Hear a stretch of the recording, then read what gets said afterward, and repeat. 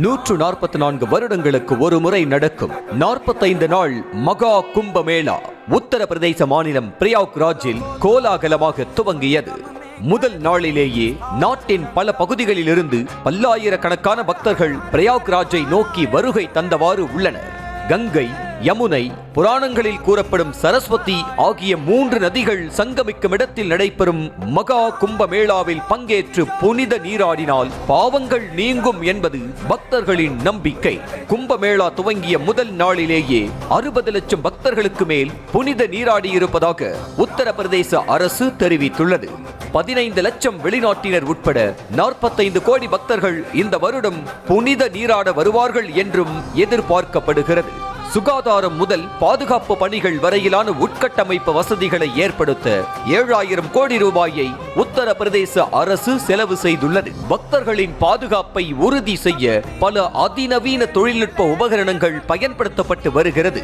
புனித நீராடப்படும் பகுதியில் நீருக்கு அடியில் அதிநவீன ட்ரோன் மூலம் 24 மணி நேர கண்காணிப்பு பணிகள் நடைபெற்று வருகிறது. மீட்பு பணி வீரர்கள் குழு அடங்கிய அதிநவீன AI கேமரா பொருத்தப்பட்ட 700 படகுகள் ஆற்றில் உலா வருகின்றன. உயிர்காக்கும் மிதவைகளும் அதிக அளவில் இருப்பு வைக்கப்பட்டுள்ளன.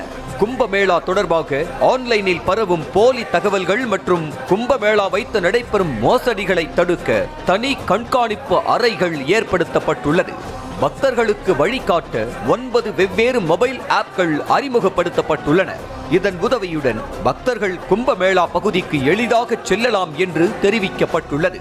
பக்தர்களுக்கு வழிகாட்டுவது தொடங்கி பாதுகாப்பு ஏற்பாடுகள் வரை டிஜிட்டல் மயமாக்கப்பட்டுள்ளதால் சர்வரை ஹேக் செய்வதற்கான அச்சுறுத்தல் இருப்பதாகவும் அதை தடுக்க IIT வல்லுநர்கள் அடங்கிய குழு அமைக்கப்பட்டு முழு நேர கண்காணிப்பில் ஈடுபட்டு வருகின்றனர். கூட்ட நெரிசலை கண்காணிக்க 2750 CCTV கேமராக்கள் பொருத்தப்பட்டுள்ளன. வீடியோ பகுப்பாய்வுக்காக 268 கணினி அமைப்புகளும் வாகனங்களின் எண்ணிக்கையை கண்காணிக்க 240 கணினி அமைப்புகளும் பொருத்தப்பட்டுள்ளன. இவை அனைத்திலும் பதிவாகும் விவரங்கள் நொடிக்கு நொடி கண்காணிக்கப்பட்டு வருகிறது. பக்தர்கள் பசியை போக்கிக் கொள்ள உள்ளூர் வணிக கடைகள் முதல் சர்வதேச உணவு வணிக கடைகள் வரை ஏற்படுத்தப்பட்டுள்ளன.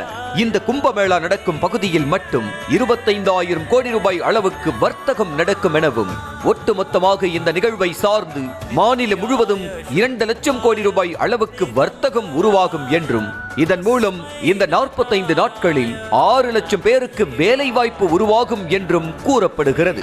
ஒரே நேரத்தில் 20,000 பக்தர்கள் வரை கையாளக்கூடிய சிறப்பு தாழ்வாரங்களும் VIPகள் குளிப்பதற்காக கங்கை ஆற்றிலேயே மிதக்கும் சொகுசு குளியலறைகளும் அமைக்கப்பட்டுள்ளன.